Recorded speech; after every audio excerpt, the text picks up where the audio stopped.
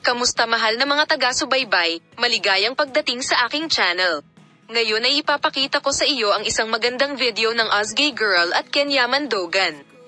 Una sa lahat, mahal kong mga taga-subaybay, huwag kalimutang mag-subscribe sa aking channel, i-like at ibahagi ang aking video.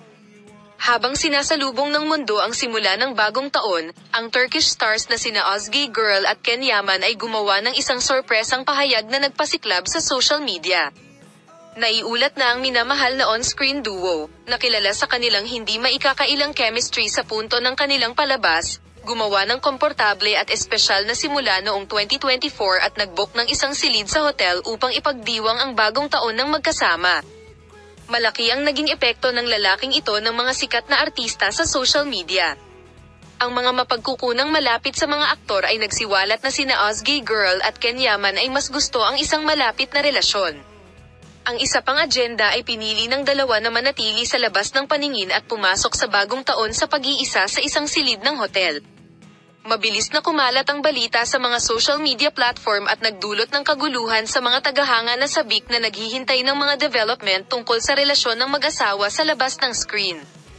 Ito ang unang pagkakataon na ang mag-asawa, na nakakuha ng mga puso sa kanilang on-screen na pag-ibig sa isang sikat na Turkish TV series, ay naging sentro ng patuloy na chismis at mga haka-haka tungkol sa kalikasan ng kanilang relasyon.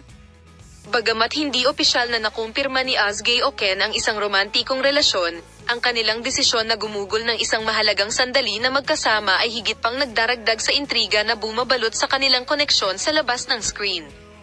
Ito ay naging isang tumitinding agenda. Ang social media ay binahan ng mga hashtag na nilikha ng mga tagahanga na nagdiriwang ng petsa ng bagong taon, at ang mga tagahanga ay nagpahayag ng kanilang kagalakan at pananabik sa posibilidad ng isang tunay na buhay na pag-iibigan sa pagitan ng dalawang aktor. Salamat sa lahat para sa panonood ng aking video. Huwag kalimutang mag-subscribe sa aking channel para sa Ozgay Girl at Kenyaman Balita, i-like at ibahagi ang aking video. Paalam na makita ka sa mga bagong video.